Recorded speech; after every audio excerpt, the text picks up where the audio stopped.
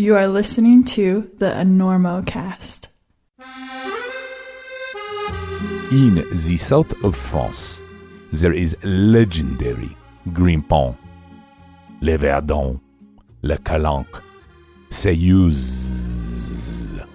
But there is also the legendary wind, Le Mistral. A strong, cold, nearly zealous wind that can drive the people mad, but create conditions parfaites pour escalade. One moment. Let me put down my baguette and my cigarette. Away. Now, La Sportiva has captured the masterly wind in a new shoe, the Mistral.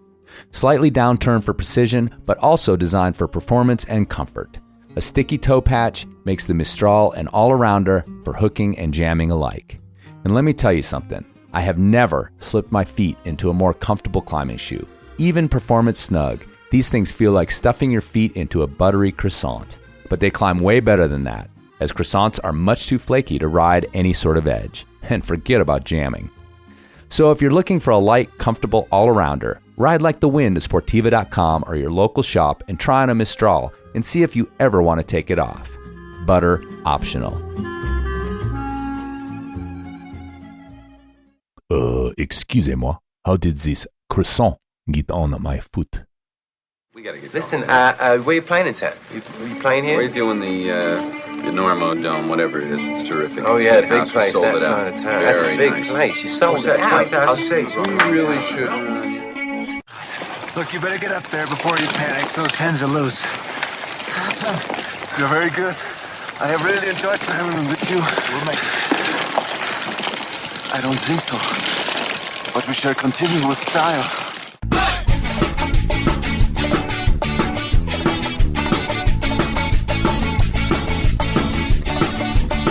Good weather, bad weather. Now or later, anytime for climbing. Today's show is brought to you by Black Diamond Equipment, La Sportiva, and with support from Maxim Ropes.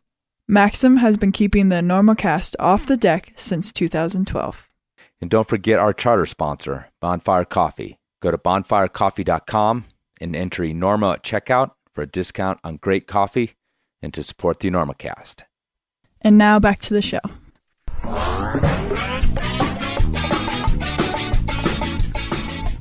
Hello and welcome to the Enormocast. This is your host, Chris Galoose. It is February 29th, Leap Day 2024, and this is episode 281 of the Enormocast, a conversation with John Hawk and Tye Liggins from Memphis Rox.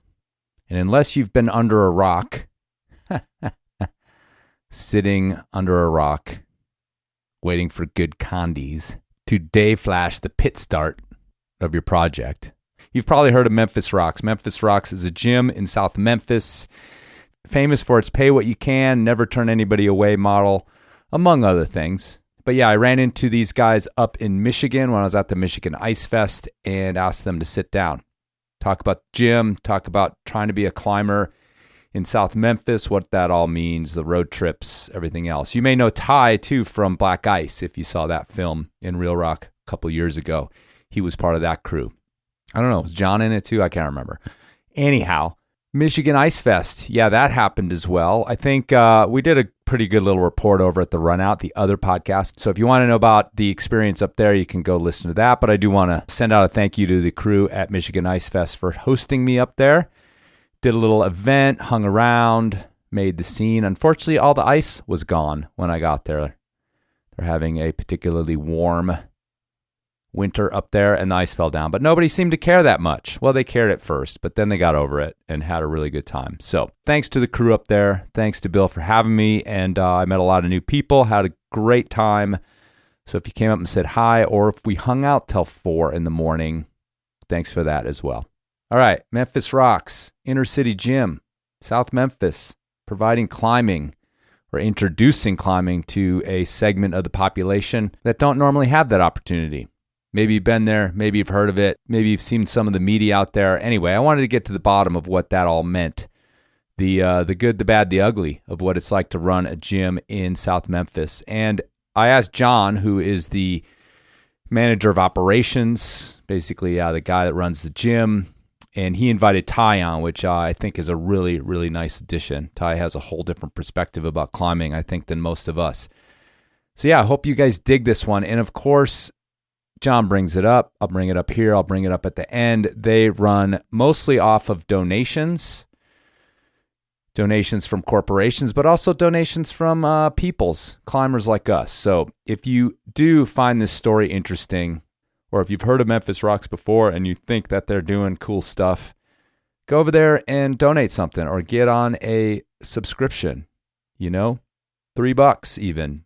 Doesn't matter. You can pick any amount you want. With $3 disappearing from your bank account every month, would you even notice that?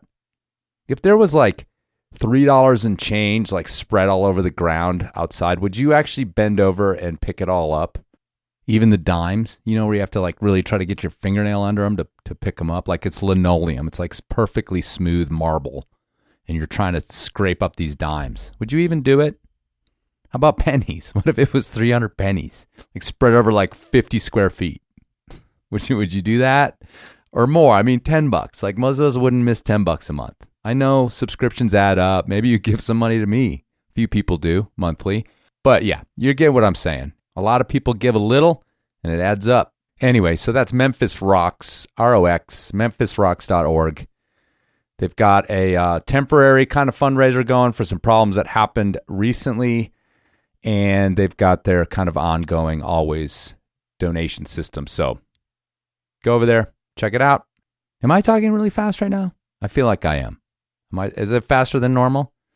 Who knows why? Let's just keep it going. All right, let's get to an interview with John Hawk and Tye Liggins from Memphis Rox. When it comes to cams, nobody stays ahead of the curve like Black Diamond.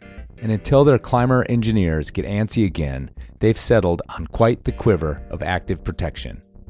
On top of the heap are the ultralight Camelots, the lightest, baddest cams in the land. Then, the venerable C4s have been updated time and again to achieve near perfection in smooth handling and bomber security. And rumor has it that if you hold a red C4 up to the light of an Indian Creek blood moon and whisper, "Camelot, Camelot, Camelot," a sentient coyote will trot up and teach you how to ring lock at last.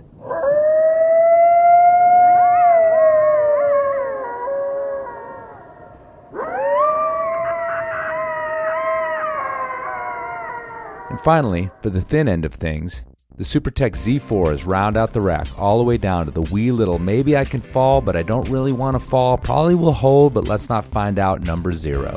The bottom line is nobody researches, redesigns, and continues to improve their cams like Black Diamond. So go to blackdiamondequipment.com or your favorite local shop and reward yourself with a couple new units for the coming season. You deserve it.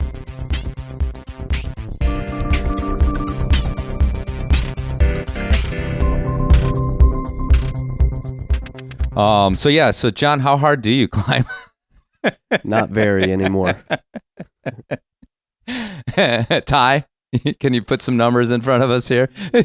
Be medium, okay. No, that's just off the mic. We were just joking that these guys had never been asked how hard they climb, so I thought I would open up with that. But yeah, I mean that's like kind of irrelevant, I think, to your mission, at least what you guys do at Memphis Rox, and so I think it would be pretty off-putting to have that be the focus of an interview with you guys. So, but I do want to get to like your personal climbing at least a little bit, and your relationship to climbing, not just to the gym. So let me just ask you that instead of how hard do you climb. Like the age-old Enormocast question is sort of what kind of climber are you, John? I started climbing a little later in life. I was like 23, and obviously like a gym climber in the beginning, mostly a boulderer. And I grew up in Virginia, so I was lucky to have the New River Gorge close by. And so, yeah, early 2000s, just going out there every other weekend, getting on some boulders. And then next step was, getting out a little farther. So horse pens became like my favorite place to climb and be and exist. So yeah, I would just say I'm a boulderer, and I used to be a lot better of a boulderer in my younger days. What happened? Well, a lot of times when you work at gyms, because I've been like managing and opening gyms for, it's been close to 20 years now. And when you're in that space all day, 5, 6, 7 days a week, it becomes not about my climbing, but like how you're providing climbing for other people and seeing their excitement and stoke and getting them out there. Yeah, and it's hard. I've worked in gyms too, and it's sort of hard to work all day and then turn around and put your shorts on and then go climb in there for the rest of the evening or whatever. Yeah, it's dinner time, man. Yeah, totally. Do you have a family? I do have a partner Okay. with a child. Okay. But nothing biological. Right. Yeah. Still a family. It is. Yeah. By any definition. And some I dogs. think. And some dog families. Yeah. Cool. And let me ask you, Tye, about your affiliation with the climbing that you found at Memphis Rox. I watched a little video, that was kind of your story in terms of the gym, finding it. But tell us about that, kind of where you came from and your introduction to finding out about rock climbing, because I think that's sort of the crux of this gym, is trying to show people that would never see it otherwise what it is and what it can bring to their lives. Yeah. So I come from Mississippi Delta, very flat place, not much hills or, geographical landscapes of any type. So fast forward, I live in Memphis now. A few years ago, probably a few months after the gym first opened, a friend of mine was coming from a competition and was telling me about it. Like, yeah, there's a rock climbing gym. We just came from a competition. And I was like, what do you mean there's a competition at a rock climbing gym? So I went to go check it out the next day and walked in. I was just like, oh, wow. Like, there's a lot to do here. So kept climbing, and then fast forward a couple months, started working there. Fast forward a couple years, and now I'm the head coach there. So the head coach, yeah, and the course setter as well, right? Yes. Yeah. So let me. Well, John, I think he's leaving out some details here, because when he said he was interested in route setting, we had tried to figure out, like, well, if there's something you're into, let's get you to come in here and volunteer a little bit and learn some things. And this dude was there every day, all day, helping our route setters and like learning. When most people say that, they may come like once a week, right? But I was kind of personally getting tired of them at that point. So let me go a little deeper. I don't know if you've explored this at all in your own head. I worked at a gym in Los Angeles years, like 20 years ago, and people would come in just out of curiosity, look around, maybe be like, this is neat, weird, I don't know, leave, never come back. More often than not, right? Yeah. Because it was in the era when gyms were kind of this crazy thing and nobody knew what they were, like the general public. So what is it about you, do you think, that led up to that point where you came in and it fired in your head, and you weren't just like, oh, this is cool for other people and I'm going to go back to what I was doing before? Like, what led up to that, do you think? It was definitely the way Rox is based on pay what you can. Because, most activities, you go bowling or golfing, these all cost like either a membership or a daily price. So at that time, I was not making enough money to afford to go, let's say I wanted to go bowl every day. That would have been far more expensive. But being able to just go to Rox, donate $1 or $2, I was like, dude, I have something that I can do every day. This is almost like a, public park, like there's a space where I can go and hang out and chill, eat, and do something every day. So I think that's also like part of what led me to continuously go there. So it was either climbing or bowling. That's what you're saying. No, it's just, like No, just any other yeah, hobby you totally, try to get yeah. into with like an attraction. Right. It's just, it's not as easy to just go do it on a daily basis. Right on. Yeah, cool. No, it was a good kind of a desperate analogy, bowling. I never been like, yeah, either bowling or climbing, but I get what you're saying. Yeah, the cost, the price to do any activity. Yeah. I mean, these are all businesses that need to cover costs, but that's kind of what we'll get to with Memphis Rox being very different from that. Well, what do you bowl, Tye? I'm a decent bowler. All right. Really? Very soft, decent. Okay. Very soft, decent. Do you have a hook? if I give me like 2 weeks of consistently bowling, yeah. Last time I went, I put the bumpers up. Nice. Yeah. Now I'm not opposed to playing with some bumpers up either. If we're just trying to kick back and have a good time, I'm down to put the bumpers up. That's an interesting analogy too, putting the bumpers up, because in some ways that's what climbing gyms do for rock climbing. But let's get to this non-profit thing, this model of Memphis Rox.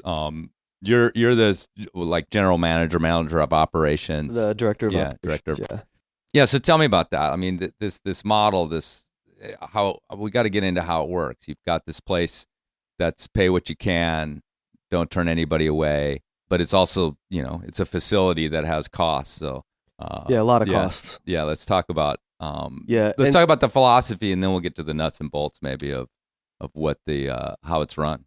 I guess as far as the philosophy was creating a space in an underserved neighborhood and city, right, to create a recreational outlet. But it's more than just a climbing gym. It's not just about our pay what you can structure to actually climb. It's about the community service. And when thinking of like the cost to operate our organization, the additional costs that we're always having to fundraise for are those community outreach and service programs, right? It's not really the climbing portion that we're having to worry about too much, if that makes sense. I guess really the question is philosophically, but also why. I mean, you weren't the founder. No. We could talk about, is it Tom how do you pronounce his last name? Shadyac. Yeah, Tom Shadyac. But of course, you're familiar with the history and you've been there a while.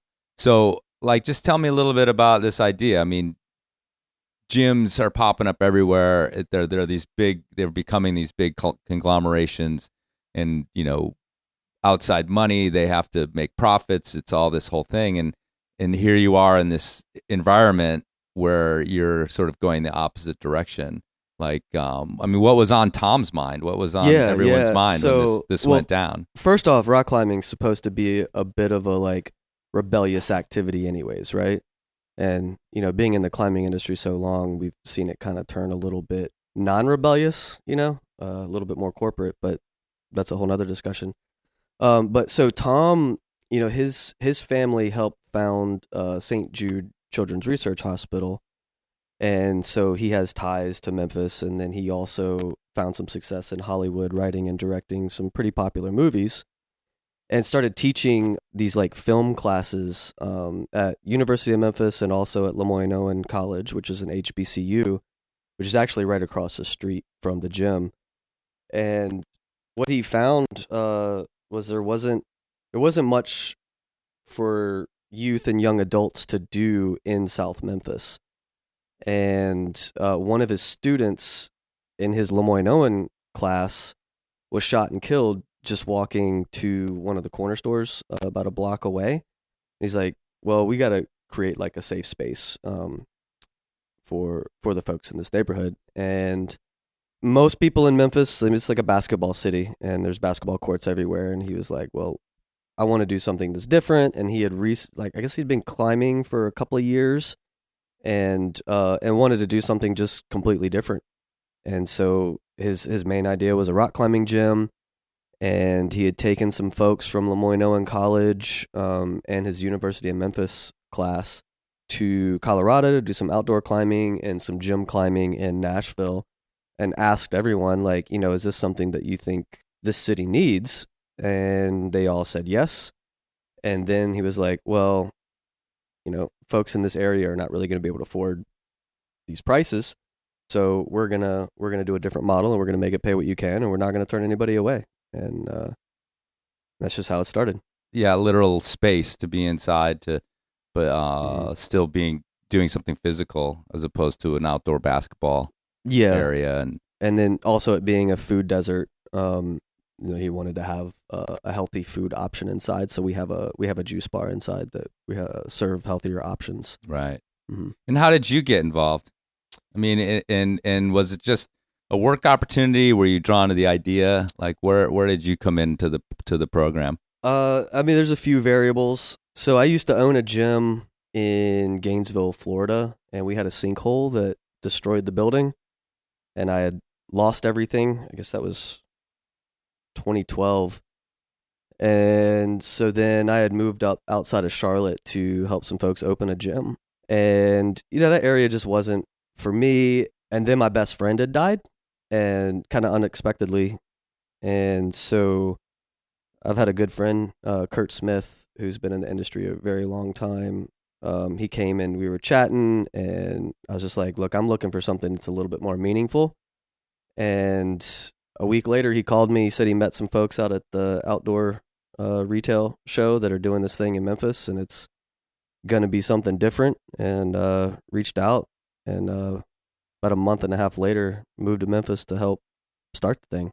And I think throughout all my time in the industry, I've always had a passion for more so like the socioeconomic side of things. Like, man, people, like, so many people would enjoy this activity and sport and lifestyle if they could afford it. And so, I don't know, I was just super stoked to be a part of something that was like going to break down that barrier. And what did you find in the gym, Tye? Like when you showed up and got into it right away and thought, okay, this is a place I can hang out. But what else, like, to draw you in as deeply as you've gotten? I mean, you're here in Michigan with the crew. Like you're a total sort of block in the building of Memphis Rox now, from just a guy that walked in. So what'd you find in there that like compelled you so much to get that involved, to show up every day, as John said, annoyingly banging on the door in the morning when it wasn't open yet, or whatever, whatever it was. It was never me. No.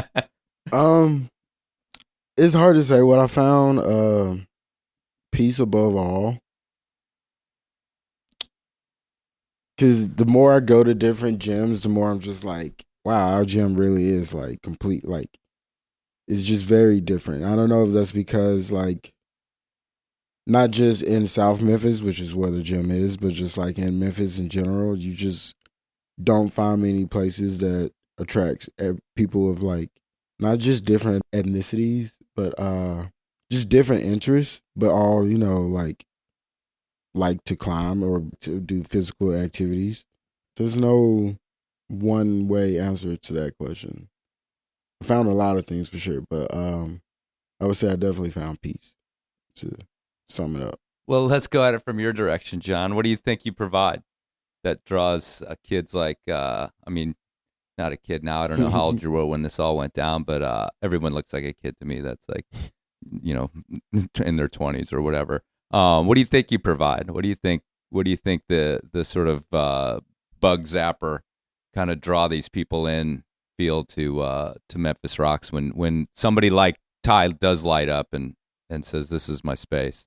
I don't think that I personally provide anything but working on like getting the resources needed to like operate the place. I mean, I think the staff provide a different energy even when they're having bad days. I know a lot of people in the industry that have come in town to visit the gym, and every one of them says that when they walk in the door, there's like a different energy. And I think a lot of that has to do with our frontline staff. They just bring it, and it's just, most of them are not from a climbing background, so it's just always going to be a different experience than other climbing gyms. I guess I do provide some years of like outdoor experience, like when we take crews out climbing, it's providing some education. Mm-hmm. And in the gym. Yeah. Right. So, I mean, it's funny because this is sort of this beacon, I guess. I mean, if you're in climbing at all, even with a little toe in the industry, you sort of know about Memphis Rox. You know about what's going on down there and how different it is. But it's also like, I'm sure it's not been the easiest thing to do. I don't know how long you've been there and what the learning curve has been with what, the model was in the beginning, if it stayed, if it stuck, if you had to make changes. I mean, it is in, South Memphis, and that comes with its own problems. So can you talk a little bit about that, about a learning curve, about what maybe like the things you've had to sort of deal with to keep it going versus, I mean, it's not like it's perfect. I can't imagine. I mean, you have. Yeah, no, it's nowhere near perfect. So tell me about like the learning curve as you've taking the job and as it was founded, and what kind of things did you run into that were trouble? And did also one last thing is, like, did the neighborhood accept it? Somewhat at first. It's taken a lot of time to Right. like build some trust, but I mean, it's probably the hardest thing that I've ever done in my life. And I mean, I was in college for 8 years too, Like, I don't know. It's been difficult, but also like the most rewarding thing, that I've done or been a part of. But, I think we went into it pretty naively. Like, we've got this pay structure that we're going to do, but we were going to like operate it like a normal climbing gym. And then that changed, within the first couple of weeks. And part of that is the neighborhood in and the city that we're in, and then not having that trust yet. But, like, we had to buy some extra lockers and some extra security cameras and be a little bit more like vigilant about what's going on in the facility. And we had to get rid of the cubbies and things like that. But I don't want anybody to look at that as like a negative or like, oh yeah, well, that's why you shouldn't have done it there. It's like, it's why we're there. 'Cause there's reasons why people do things that we would consider bad. Right. And we're there to learn and figure out how we can change those things. So yes, it's been a challenge, but like I said, that's why we're there. But other than that, I think the biggest challenge we've run into pretty consistently would be funding to operate. The first year or two, while we were building some trust, there were more things happening that make it a challenge to operate. But it's certainly died down. A pretty sizable portion of our staff have either grown up in the neighborhood or went to college in the neighborhood and have sort of helped with that. But I still will say that like it's still not 100% trust, and we're like always trying to figure out how we can improve it, and not trying to bring like the climbing culture or even what you could call like a white culture and just like forcing it down somebody's throat, Yeah, I mean, that's an interesting idea because it could be perceived like that. Certainly, this sort of white savior thing or whatever it happens to be, to come in and help all these people, and raise them up or whatever. So you probably have to like just walk this line of like, we're here, we're providing this thing, not too pushy, not too like dropped in and, crushed something else that was there. Like, how do you think about that philosophy of how you interact with this idea of coming into this underserved community, but what are we? How do we just become part of this neighborhood and part of the fabric versus this thing that's, I think, stands out as something different? I don't know how to answer it. I mean, it's just always like a pretty difficult balance because, like you said, the white savior complex, like, I don't ever want to be accused of that, but I can't say that I haven't been guilty of it too. I don't know, asking questions, like, there's a couple of staff from the neighborhood that, we have some outside conversations about how it could be perceived or what we can do better or how I'm screwing up or the organization or anybody, Mm-hmm. But these days there's other people in other positions that kind of take that stuff on more than I do. I mean, do you have people who are like specifically in charge of outreach, or is that part of your sort of we've had thing? some folks in that role. Being a nonprofit and all of the different things that we do, it's been hard for some folks to just focus on just that. But we do have a new person in that's like really taking charge on that. So over the next, few months to a year, I think it's going to be a pretty different ball game. Well, it's interesting because like in the industry, so I'm in Colorado and I pay attention, and it's this really great image, and we're all just like, yeah, those guys are down there doing a great thing. And we I screw up all the time. Yeah, but I also started to wonder, well, then, I don't really have any idea what, and I'm almost in my head looking at it as like concentric circles of your sort of influence, and I'm like, well, what's the influence in the closest concentric circle in this neighborhood that I have I have no concept of what life is like there because I'm a dumb suburban kid, and that's really the crux of it, right? Is that you are in that place, and it doesn't matter what I think. It doesn't matter what the people out here in the climbing world necessarily think. It really matters what those people think. Yeah, you're right. And I think, sometimes when people criticize what we're doing, they're also not from that space, which, creates a whole nother set of challenges. But that's why, like, we didn't do all of the like outreach programs that we do now in the beginning. And a lot of those came from people living directly in the community and saying that this is like what we're lacking, and we did our best to provide any resources that we could for that. So Tye, when I was a kid, like I grew up in this suburban neighborhood in Chicago, like not like take the word Chicago out of it because we were really far north, and I was, as a kid, I was super into the outdoors, and I was super into like outdoor survival. Like I like to go out into the one little chunk of woods we had, and I would build shelters, and I would like try to start a fire with just like sticks and and all that thing. But even at that age, and I was probably like 6th, 7th grade, I knew not to tell my friends about it because it was weird and it was out of the ordinary and it wasn't what you were supposed to do. And I would literally sneak off and do it. Were you still playing with like G.I. Joes in 6th and 7th grade too? No. Were you into those still? I think it was more like Star Wars toys. Yeah, but that was cool. To me. Yeah, what I was doing was not cool. And I kind of knew, like I had friends that was into it, but I just didn't generally tell everybody. And I'm just kind of wondering, like, if this attention to rock climbing resonates with your friends, and do people like, oh, that's cool, or people like, why aren't you out doing what we do? I mean, why aren't you playing basketball with us? I mean, you probably do, but like, why aren't you focusing on these things that we focus on? Why are you being weird? Why you got to go to that place? That's. I mean, do you get that? Does it come out of the neighborhood? Does it come out of your peer group at all? I've pretty much, so within like the first year of me starting to climb, I was telling all of my friends, as most new climbers do, like, oh my God. A few of them tried it out, but they were like, oh yeah, that's fun, but it's like, eh.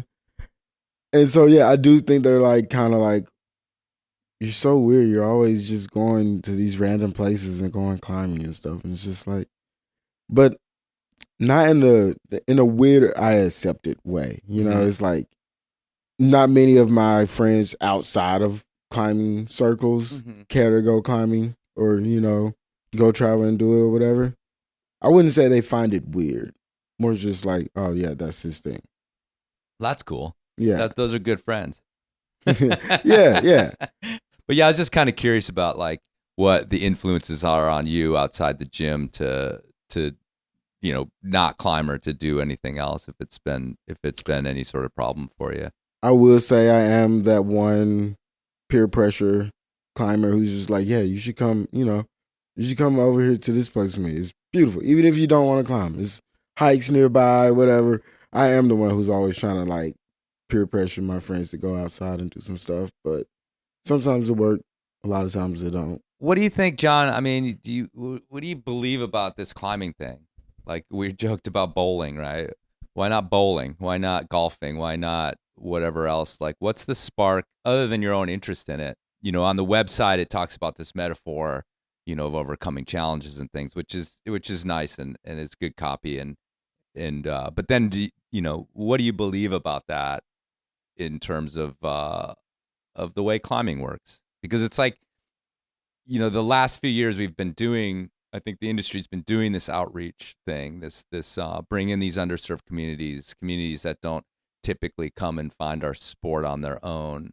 I mean, ostensibly because we believe it's good and we believe it has these qualities that make people, I don't want to say better, but change their lives sometimes. I mean, we all kind of have that in our hearts. But then at the same time, I'm like, well, why? Who cares? Like, if they want to go climbing, then go climbing. And if they don't, they don't. We could provide an outreach program that pays for their tee times or whatever. What is it called? Your whatever fee you have to pay at golf. I don't fucking know. I think it's a tee time. Yeah. You could do that. We could start a golf course that's like pay as you go or whatever. But we didn't. We started a climbing gym because we think it's going to do something special for these people. What's your belief in that? Well, I think like climbing's like inherently team building, and it is an access point to relationships. But I mean, you're right. Like, you can have conversation on a golf course or at a bowling alley, but I think it's a little bit different when there's like some sort of danger involved, I guess. I don't know. But mostly it's because, like, I don't know, I like climbing and there was an opportunity to do this, so might as well like spread that love. But I mean, I guess when you really look at it, you're right. Like, why didn't we do a indoor driving range or something? Like, I don't know, because we all like climbing. And I think also, like, there's a bit more adventure involved too, because when we take trips cross country and things like that, it's not just about like, hey, we're going on this long drive to go climbing. We're also stopping at the Grand Canyon, or like, I don't know, doing things that even I wouldn't normally do. So we're having like first experiences like together. But also climbing's like way more fun than all that other stuff. So why not climbing? What about you, Tye? I mean, how much do you buy into, like, I'm here trying to like draw this deep conversation out, and we're talking about, sort of the social impact of a place like this. How much of that is in your head, or are you just like, hey man, I like to climb and I want to be a part of this? But do you think about those things? Do you think about sort of changing the way people's lives are going in your neighborhood, changing the neighborhood, changing lives of the kids you coach, that kind of thing? Like, is it the deep thoughts that you have about what you're doing? Yeah, I do think a lot about, because I kind of mentioned it earlier, just like the different, not like outside of the climbing interests, the different interests that the gym brings together in people. And it's always unique to see that happen in pretty much in any gym, just seeing different people who otherwise wouldn't ever have met each other or come together in a space. Just seeing them come together and find other common interests in each other that's, has absolutely nothing to do with climbing. That's something I also enjoy. Because, yeah, you can always find a climber and sit there and talk. We were talking about earlier, we can sit there and talk about V-grades and stuff all day. But it's even more interesting when you come across somebody that you met at a gym or at a crag, and you find out that you both have something that has absolutely nothing to do with climbing, that you find that and you bond off of that. So just seeing relationships like that come about throughout the gym has definitely been an impact.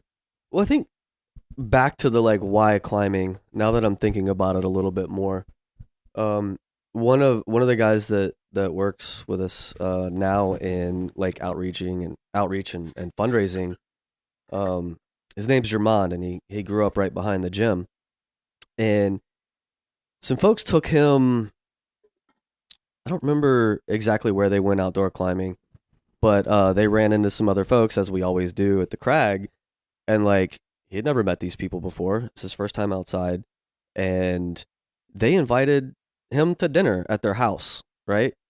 So like, I would challenge people to find stories in a bowling alley or a golf course of like, you ran into people and then now you're having dinner with them. So I think overall, like, climbers and climbing culture is a bit more like accepting and communal, and wants to do things together, even if you just met 20 minutes ago.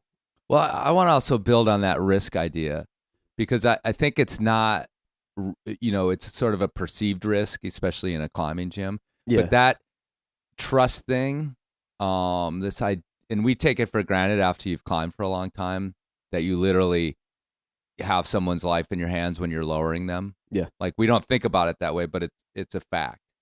Yeah. That if you screw up, they either could get hurt really bad or die.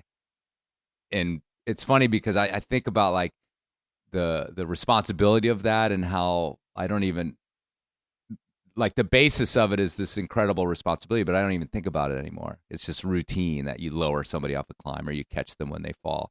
Yeah. And I think that factor, because I forget about it in a way, it's more important, because when you think of a beginner at the top of a wall for the first time, looking down, and They're scared shitless. and they're scared shitless, and they don't, and if they're in a class, they're like with somebody they just met. Yeah. And it's kind of a heavy experience that I've forgotten about, you know. Yeah. But those folks in that class also walk away from that class climbing together, even though they didn't know each other, right? Right. Yeah, and I think that like little thing that you mentioned is a spark in this thing that we do that we forget about, but it's like a really heavy experience. I mean, do you remember fear or like, because you're sort of a newer climber than we are. I mean, not sort of. You're a newer climber than we are, even though you've been doing it for a while. I mean, do you remember that feeling of like, what am I supposed to do? And I'm supposed to hold this rope, and I'm supposed to what now? Like when you came into the gym? Yeah. So the way, if you've never been to Memphis Rox, when you walk into the gym, you immediately see the bouldering area. Then you have to walk around this little corner to see the rope area. So I walk in, I see the bouldering area. I'm like, wow. Then I walk around the corner. I'm like, oh, fuck, this is tall. Like, it's like 45 to 50 feet tall. So I'm just like, oh, all right. And even when I still sat on ropes, like I still get, little butterflies in your stomach or whatever. Mm-hmm. But I think it's that fear factor that makes me want to conquer it. It's like, dang, this is going to be scary, but, I can do this. Let me just rope up, check all my safety points. And so, Do you guys have auto belays? We do not. Oh, okay. Have you ever been on an auto belay? I hate auto belays. Every time I go, I have to do the thing, right? The first time I let go, I look down and check again. I'm like, and there's that like half a second drop, and it's it's the worst feeling. Yeah, I don't really like to be on auto belays. Oh, right on. But everybody has their thing, right? And it serves its purpose, auto belays. But yeah, no, I like them once I just have to do the fall the first time every time, and then I was just on them the other day, and I actually realized that I had this epiphany that auto belay actually puts us back to the 1980s when you weren't allowed to hang dog. Because that's fair. Yeah. I was working this climb on an auto belay, which I'd never actually done. This just happened to me 2 days ago. I was just used them to run laps. And I was working a route, and it was kicking my ass because I was getting halfway up, and I couldn't do the move, and I'd come all the way back down to the ground. And then I'd get back, and you couldn't even hang there and like grab the holds after you fell and check them out. And it was like this, I mean, Tye, you probably don't really know what I'm referring to, but there was an age in climbing when you couldn't, it was like against the rules to hang out and check the holds. And the guys that taught me how to climb, like if I fell, I'm coming down to the ground and trying it again. It's like, damn, man, let me just see what's up there. Yeah, and that's the way I was. I was the other day. I was like falling. I'm like, no, and I'm like, oh crap, I gotta go up there and check those holds. So then I started climbing this 5'9" on the same rope to get up to the holds. But that was pumping me out too. I had this kind of revelation. I'm like, this is actually pretty rad. Like I'm being forced to like climb in this whole different way because of this stupid auto belay won't let me hang up there. Yeah. So I have a new perspective on how to use auto belays. I'm going to start doing that. Yeah. It was great workout. I was wrecked having to reclimb the thing to go up and try this move again. Bouldering on an auto belay. I recommend it as a training technique is all I'm saying. I kind of like still fascinated about this, like this thing popping up in this neighborhood and this pay structure thing. And I mean, do you ever find people like taking advantage of it?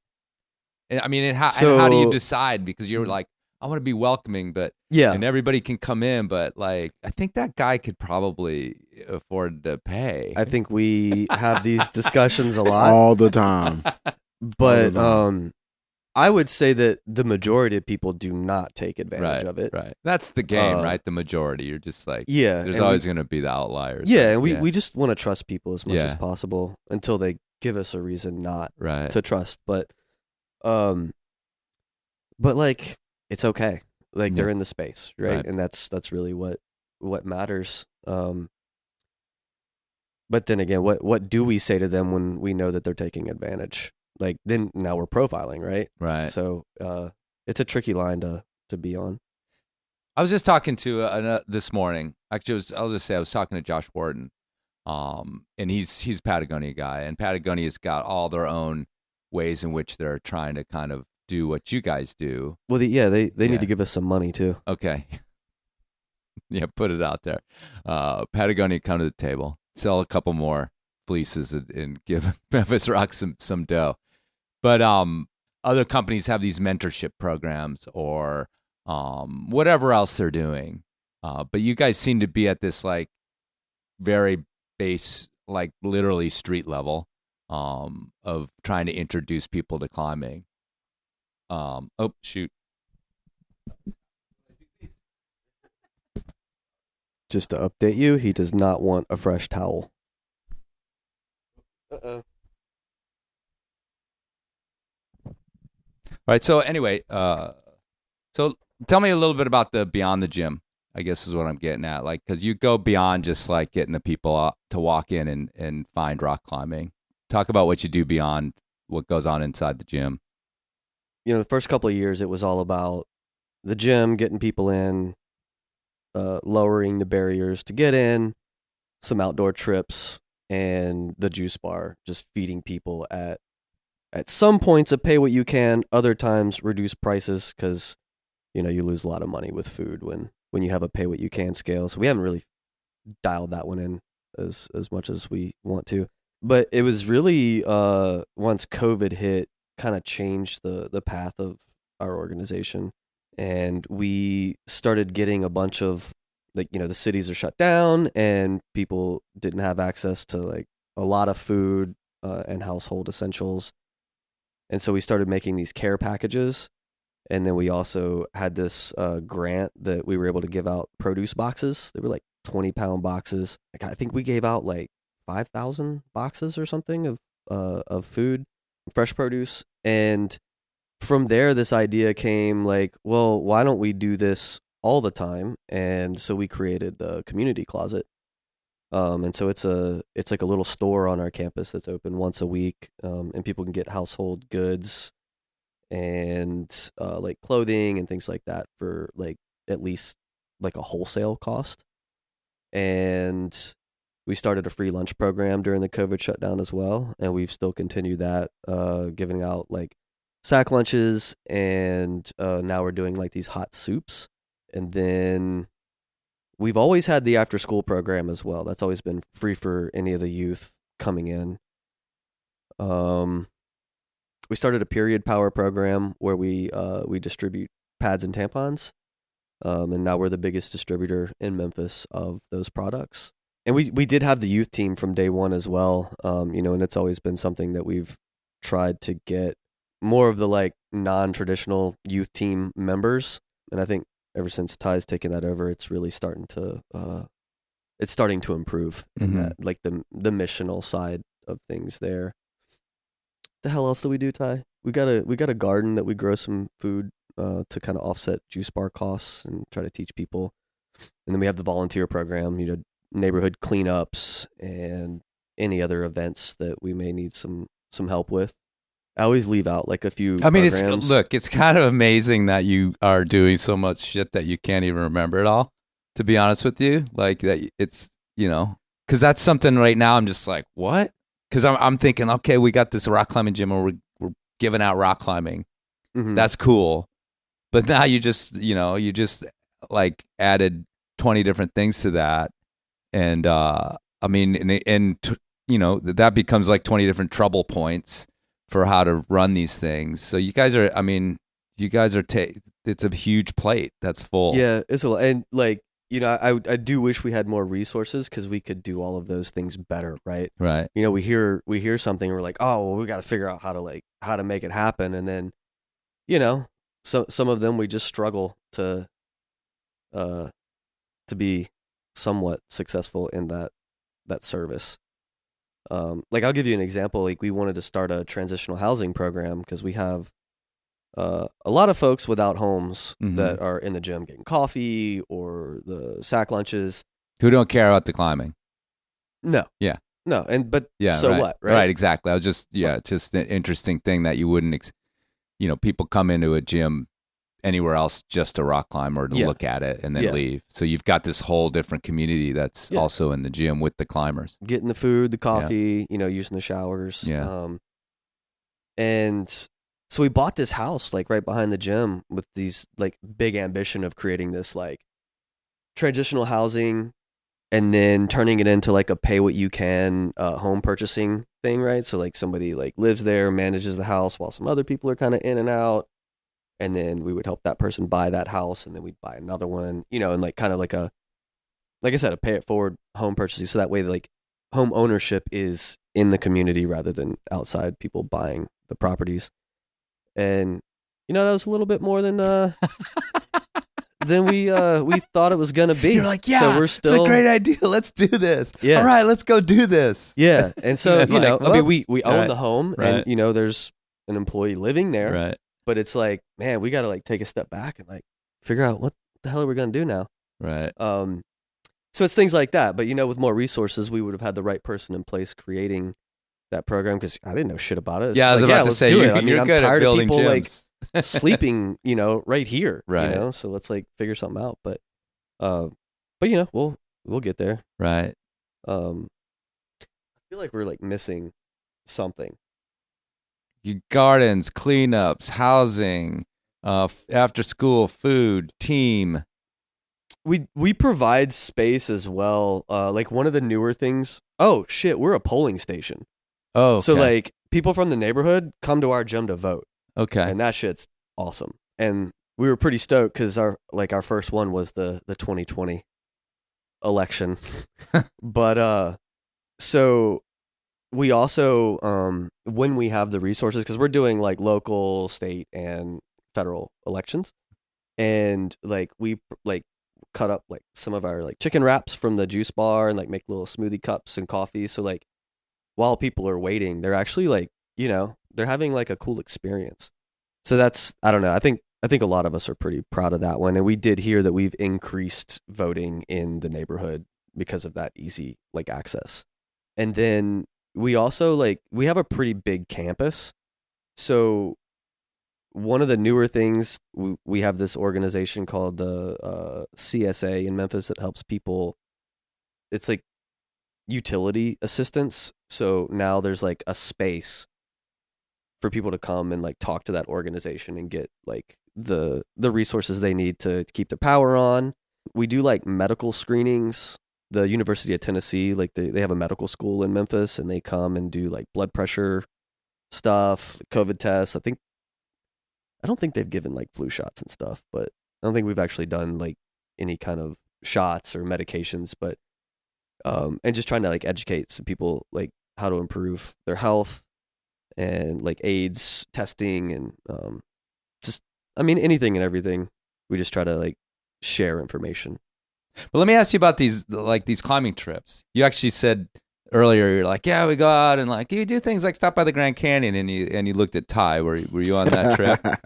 I was the main influence, and pretty much, like I said, I'm great at peer pressure. I pretty much was like, yo, we're doing this 2-day trip. We're fucking stopping at the Grand Canyon. Like, I don't know how, but we're gonna make some time. And yeah, we They're like, we're in at, Montana. Like, we're not going.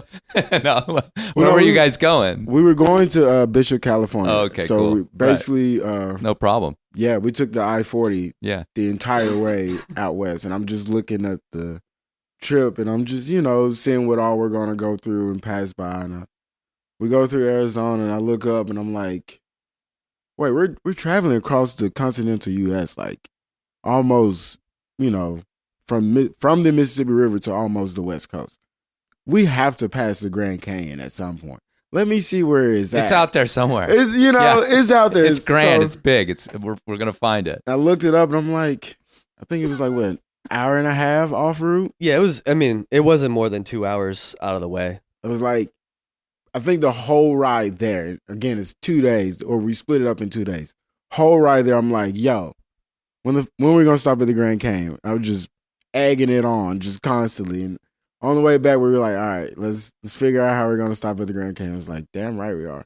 And I think the first year, because we did that Bishop trip 2 years in a row, the first year we got there like right at sunset. We had 10 minutes of light So and even still, it was like worth it. It was Yeah. like 2 hours off route for like Yeah. 15 minutes of actually seeing the Grand Canyon. It was just like, yeah. But you pushing that, like, it changed the way we look at our trips. Yes. most And definitely. so there were that first Bishop trip, I think there were 12 of us. And, you know, half of us had climbed before outside, half of us hadn't. Some of us had camped, you know, before. Some of us had never been in a desert. But what we all had in common was none of us had been to the Grand Canyon. So we all experienced that for the first time. And that was cool. And then, you know, the second year, we went to the Grand Canyon, but we also hit the Vegas Strip, you know? So before that trip, you know, we would go to closer places and go like sport climbing or bouldering. And it was all about just like climbing. But now it's like, no, we've got to add these other experiences because like there's a whole world out there. And there's a lot of people that just don't know anything outside of South Memphis or Yeah. Memphis. And so, Well, and it's like to all of us climbers that have been doing it, and we have the resources. And you know, as a younger climber, I had never thought about any of these things like privilege and all that sort of stuff. You just don't. You're just out climbing. You don't particularly care if other people find climbing, and in fact, sometimes you don't want them to because it's your thing. You've found this like secret thing that's yours. And I think any activity can feel like that. Like skateboarding is ours.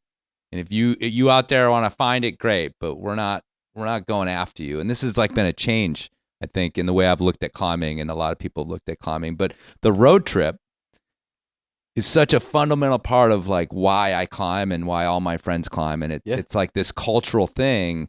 And aside from the day pass for a gym, there's no resources that I take for granted that I can fill my car with gas, that I have a car, that I don't have to work. Or I mean, I do now. This is in the past, you know. These choices that I've made had a lot to do with where I came from, and it's so cool that not only do you do the trips, but you realize that fundamental part of it is that the volume of climbing, which is probably why you went closer. We can get there sooner. We can do more climbing, and we can come back sooner. and it's cheaper when you do that. Well, and it's cheaper, but then you have this idea of like, well, no, it's the getting there that's awesome. Yeah, and you know, stopping by Carhenge, wherever the hell that is. That's up in Nebraska or something. But, you know, these weird things that you see out there, but then also these beautiful natural places that you see out there. And I just love the fact that you're going to take a bunch of kids or people and show that to them. But tell me a little bit about, you know, you're sort of this leader in these groups, sounds like.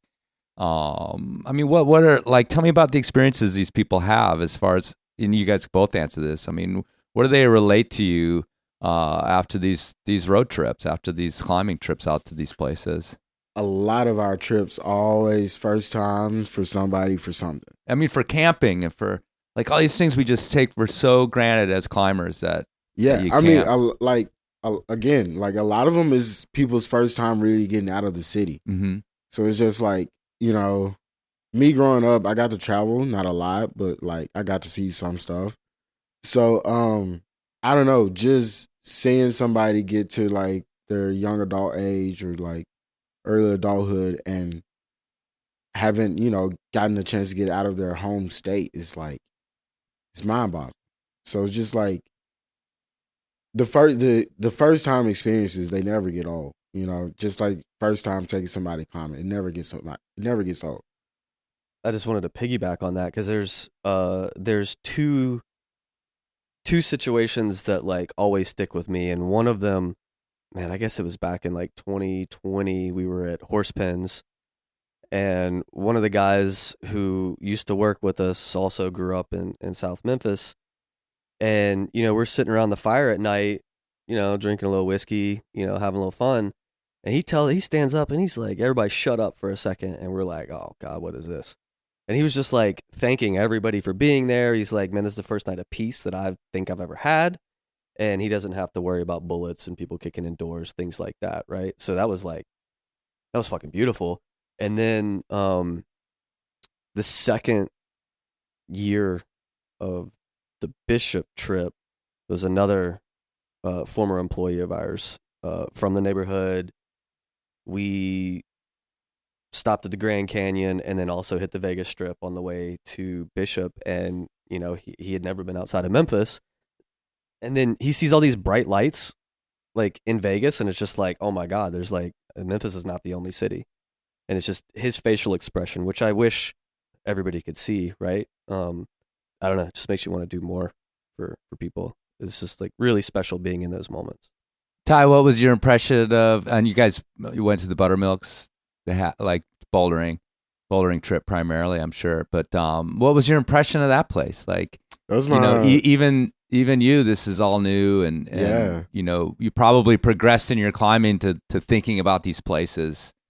And so tell me a little bit about that. Like, so that was my and rolling up on that place. First time in the Sierra Nevadas, so that was special in its own. Yeah, and it's like I said, like where Memphis is at, there's not really any mountains or anything close by. So every time I get into the mountains landscape, it's just like jaw-breaking. Like I think the first night we got there at night, so we pitched up camp at night. I get up the next morning, I walk out of my tent, and I'm like, what the fuck? Because we stayed in the, what was it, the pits? Yeah, the pits. Yeah, so if you've ever been to Bishop and you know where the pits are, it's a pretty okay campground, but the backdrop is, they're all just right there. And it's just like getting out of my tent first thing in the morning, just sitting there, I'm just like, I can still remember it to this day. I was just like, holy fuck. Like, this is what we drove 2 days for, to just be able to wake up and see this every morning. It never gets old. So you're out there. I mean, is it, you're a diverse group of climbers. We've been talking about sort of socioeconomic issues, but then there's also color of your skin issues, because the talk, of the last few years is how white climbing is, and the push is to bring these other faces into it. So what is that like? Malik is, I've talked to him. He's from your neighborhood. He talks about like kind of breaking these molds, walking into these spaces, and I mean, pushing into these spaces is kind of part of his vibe. Like, I'm going to be here and I'm going to be me, and you guys have to deal with it. Yeah. But he's also talked about, not climbing necessarily, but even just traveling across these places, getting out of gas stations in yes. places in Wyoming and stuff like that. So tell me a little bit about that and how you guys confront that, and if it's been issue within climbing, or is it sort of like, again, these places that you are? Yeah. It's always a trip. It's always funny because we always notice it whenever we go traveling all together. Like, people just look at us because we're like this group, half black, half white, or, whatever. And it always just attract people, just look like, where are they coming from? And we always get it. Like, we'll go out to eat, or we'll be at a gas station or something, and it's like they just can't resist to ask, so where are you guys from? And we're just like, Memphis. And they're always like, oh, I've heard about that place. And then it's always funny because they either get really scared, or like you can tell they're like kind of shaken up that we're from Memphis, or they just I don't know. It's always a funny reaction, to say the least. You remember the record scratching incident in Texas at Whataburger when we walked in the door? No, I don't know if you were in that. I think you might have gone. I wouldn't have walked into a Whataburger. Yeah, it was interesting. We walked in, and we ended up back across the street at Chick-fil-A. It was crazy. So yeah, like record scratching is in it, like, and everybody just stops. Music stops. Somebody's glass hits the ground, and it was small town Texas. Did we stop at Amarillo? Maybe. I don't know. I don't know where it was. It was town, it's in Texas. So yeah, to say the least, we always notice it. I don't know. We just kind of learn to embrace it. We're not trying to come make anybody uncomfortable. We're just trying to, enjoy the space just as much as the next. So that's what we try to do. Right. Is just enjoy ourselves. If we make you uncomfortable just from walking into a Whataburger, I'm sorry, not really, but. No, don't be sorry. Yeah, no, fuck those people. Yeah. But I mean, I get it, and it's got to be more comfortable in a group. I mean, you guys, you have each other versus if you are out there with one other person or by yourself. It definitely makes those uncomfortable situations a lot, more easy to forget, and just we're on the road, we're at whatever, we're gonna move on. when you have somebody to rely on, you can fall back and be like, did you really just see that happen? And they'll be like, yeah. It's just like, I don't know. When you have somebody to like help confirm that, what you just experienced was racism or prejudice, whatever it was, it just makes it easier to move on from instead of feeling like you're in it alone. You couldn't confirm that someone got up and said something specifically racist to you, but it's happening. And that's kind of this like part of this conversation that's so frustrating sometimes with people who don't get that it's happening even though you can't cite this specific thing that happened. And I think that was what Malik was getting at. You just know, you feel it. Yeah. And I mean, I've mentioned a couple times, like two summers ago, I went to 10 Sleep with my family, and it's like you get there and there's like, right on the road, the family values people have a fuck Biden flag up. Yeah. Which again is not overtly racist, but there's this undertone there. We know. Yeah, we know exactly. And they know we know, and they put it there so we would know. And so it's like, as a climber coming there, that's whatever, a brown climber coming there, it's like, okay, this is the vibe here. Like, you know what I mean? And again, like, well, no, that person just disagrees with Biden's policies. It's like, yeah, maybe, Right. So it's, Fuck the guy, really? Right. And that's the other thing. It's like, oh yeah, thanks, it's like driving by with my 7-year-old, appreciate it, like thanks or on the back of your truck or whatever. So, but yeah, so it's a kind of this fascinating thing. What about climbing? I mean, again, so the same group of people that shut up the Whataburger rolls up to the Buttermilks. I can't say that we've had any weird experience climbing. Yeah, there was one incident that somebody said something about Memphis in a negative manner that was coming across a bit racist, but it's funny because Jermond actually pulled me back because like he was the one that was the target in that comment, but he was also the one that talked me down from fighting this guy. It's like, it's like, no, man, you don't have to worry about it. Like they're just going to be them. We're going to be us. And we're here to have fun. So there's no reason to have that conflict, which was, I don't know. It was a pretty interesting moment. But yeah, I wanted to fight him. It's a good call that you didn't. Yeah. We don't need some sort of national incident or climbing incident kind of thing. Like general manager of Memphis Rox like punches out guy at Buttermilk's like, we're good. This was in Utah. Oh, okay. Well, yeah. All right then. Makes a little more sense, but it's everywhere. I mean, that's the impression that I get. It's overt comments and things are sort of more rare than just, again, like, oh, who are these people? Yeah. Which can feel like, who are these people can feel like it has, again, that basis to it. But sometimes it's just literally, we are not used to it. Like, if you guys rolled into rifle, like that's where I climb, I would be curious, and would my curiosity come across as like negative? But I'd be like, I would come over and be like, where are you guys from? And no, I get but that. we walk this line now that's kind of interesting, because I would be like, where are you guys from? Genuinely, like, where are you from? Because I like to find out where you guys are from. And it's not like you shouldn't be here. No, yeah. And so it's kind of like you got to have a feel it out as to what the sort of intentions are, I think. I think after a number of trips, we've learned to realize, like, yeah, we are going to stand out wherever we go. But it's okay for people to just be curious. I think part of that just comes based off body language and how you come across. Yeah, like, sure. Your curiosity, like, I understand that, you probably don't, like, even when we go to Bishop, it's a predominantly white city, not very much diverse in it. So whenever we go there, we do get some head turns, but it's not always the, why are you here head turns. It's the, like, I'm glad to have you here. Where are you coming from? Right. More so of things. So, yeah, it's funny because it's like, it's a fine line, isn't it? I mean, I've talked to Drew Halsey, and he's sort of the self-pronounced fat climber. Yeah. Right? I mean, and I'm not, don't get on me, that's what he calls himself. No, yeah. He embraces it. Yeah, and he knows, too, that he stands out, and he understands that. And so he also is going to get heads turning because it's like a different, but that's like his purpose. And in some ways, I think that's, Memphis Rox has this outreach program the idea of getting these underserved communities. So unfortunately, and I don't know I actually want to ask you how you feel about this, because you're so involved that you've been put into this position as an ambassador. Mm-hmm. And with that comes this, they're going to ask you to go out into the world and to maybe be in these uncomfortable situations. Yeah. But it's almost like your job in a way is to make us feel, or make it usual.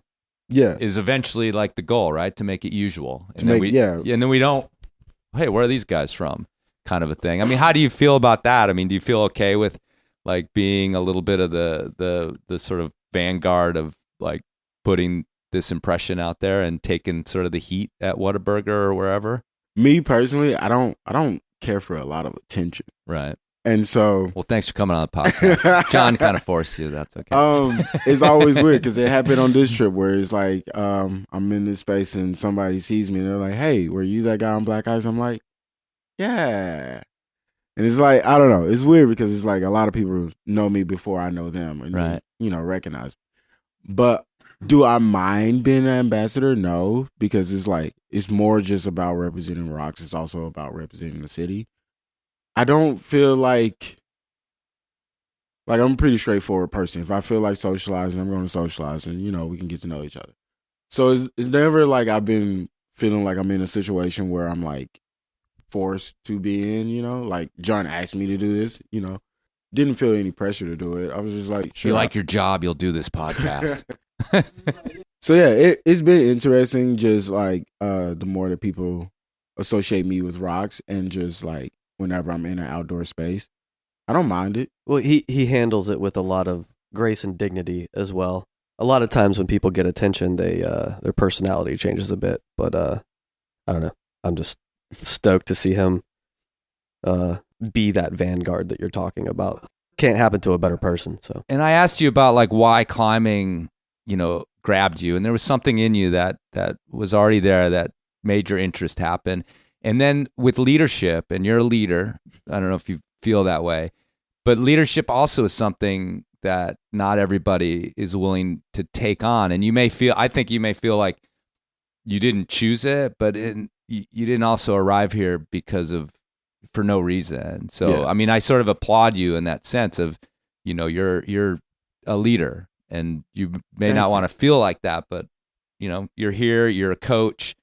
I mean, you're a leader of those kids or whoever you're coaching. So there's something in you that draws you to it. That's something else I've had to learn to embrace, because a lot of people may know Aiden, or definitely if you've been a Rox, you know Aiden. And he kind of looked up to me early on meeting me, and I was just like, man, this kid, I can tell that this kid looks up to me, but like, I don't want to be a role model. Like, I'm still figuring out life and things myself. And it's just learning to cope with that and balance with that, and just being like, okay, I might not have everything figured out, but I can share what little I do know. So not everybody's going to be a Michael Jordan role model, but just, given what you do have is really all that matters. Let's pitch it, John. How do people get involved with Memphis Rox and help you guys out? You can go to memphisrox.org and hit that donate now button. We would love to increase our sustaining donor members, or our monthly members. Costs a lot to run our organization, and we need all the help we can get. Yeah, and it's like you can sign up for $10 a month, $20, whatever. And I just always think about, especially how much like going out to dinner costs now. Like, yeah, it's just like, yeah, I mean, even a cup of coffee. I always just say skip the apps. Yeah, because you fill up too much anyway, and then there's too much food. So skip the apps, give that money to Memphis Rox, and it's like nothing happened. It's like it was free. You won't even know it was gone. Yeah, the calamari is always like too greasy anyway. Yeah, right. Yeah, and I mean, I don't know if you can get calamari for $10 anymore. Yeah, 20. Yeah. So I mean, the $10 one are pig buttholes. Do you know about that? No. Okay, look it up. And also, like, tell your friends to donate too, yeah. Because the more people that contribute, not only can we sustain what we're doing now, we can do more. Mm-hmm. And we're always looking to do more, but we can't take anything on without financial resources. Yeah, and the industry can always step up more too. Yes, I will say we've had some really good yeah sponsors and partners, but there's some more out there that we would really like to. Well, call them out. Who's been good? Who's been helping out? Oh, the good. Oh, yeah. Not call them out bad, but yeah. I mean, shout them out. Sorry. Yeah, shout I them mean, out. we'll shout out North Face has been a big part of working with us. Black Diamond, Yeti, Scarpa, Sportiva, a lot of other companies. Yeah. And they can't always give cash. We've got a lot of gear donations that we use for our trips, and I'm sure I'm forgetting some folks. I hope you forgive me. Climbing for Change has done a lot with us as well. And we hope to continue those relationships and also gain more. Let's get a Microsoft or somebody on board, right? Some big money. Yeah, that would be really nice. I think we tried reaching out to what's her name, Mackenzie Bezos' ex-wife when she was giving out all that money, but couldn't penetrate that one. I mean, she'd be able to fund us for a decade, off of an hour's worth of her interest. Right. All right, last question for you, Tye. Yeah. I asked you if what your impression with the buttermilks are, and you were able to influence the Grand Canyon side trip. So if you're going to influence the next big Memphis Rox road trip, where do you want them to go? If you could go anywhere. Hell, even get on an airplane. What's the place you dream of visiting? So you're talking about airplane funding. Yeah, well, it's like as soon as I get off this, I'm calling the Bezos lady. I got her number. Oh, sweet. It's hard to say because I don't know. We just had a crew who had the luxury. I wasn't able to go, and I'm still jealous of them. But they were able to go to Africa and go climb Mount Kenya. So was that with Genevieve and those guys? Yeah. Oh, cool. Yeah. I would say, the next big target we could go for is probably Patagonia. Patagonia? Yeah. Dude, you're stepping it up from the buttermilks. You can't step down. So here's the thing. How about Fontainebleau? No. But so a lot of like the Bishop and the Joe's Valley Fest and those things are bouldering. Yeah. And it's because I was pushing the button on that because I'm a boulderer, but I'll have to step back. So there can be more rope adventures and mountaineering adventures. Yeah, I mean, but bouldering is also an accessible, it's like the soccer of climbing. Yeah. You need the least amount of gear. Soccer is super popular around the world because it doesn't take anything. Ball. Yeah, ball in a net. And you make it out of rags if you have to. And bouldering's a little bit like that as far as climbing is concerned. It's the least gear intensive and instruction intensive. But that's cool. Yeah, Dang, Patagonia would be fun. Memphis Rox Patagonia, 2025. Maybe Patagonia can fund it.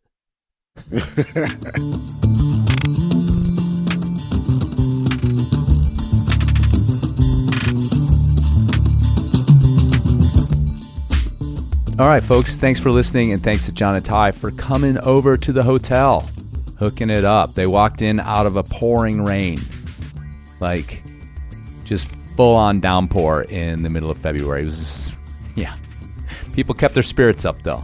They kept their spirits up. We all kept our spirits up. So, once again, if you want to check out Memphis Rox, even if you just want to have a look, there's a bunch of media over there. A nice little film with Tye in it that does more background on him showing up at the gym. You can find that all at memphisrox.org. I'll put it over there on the website. But you know what? You guys are big kids. The whole show notes thing, I don't always know what that's for, because by the time you go over there and click on it, you could have just Googled it. But it's there. Come to my website. No one comes to my website. Why would you go to the website? You listen to it on Spotify or whatever. Okay. It's now March 1st. A whole day has passed since I did the intro. And hey, get out there. At least in North America, springtime is springing. The desert becomes perfect in March these days. And of course, don't forget to check your knots.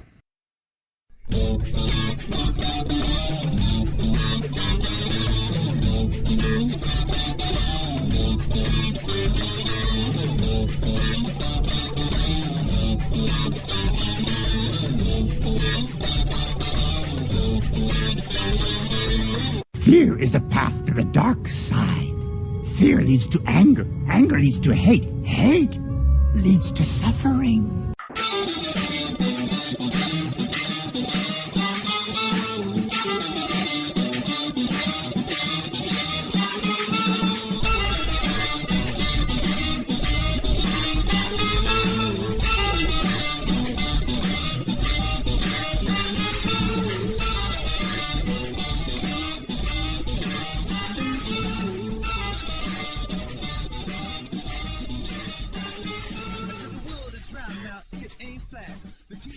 Oklahoma, that's where it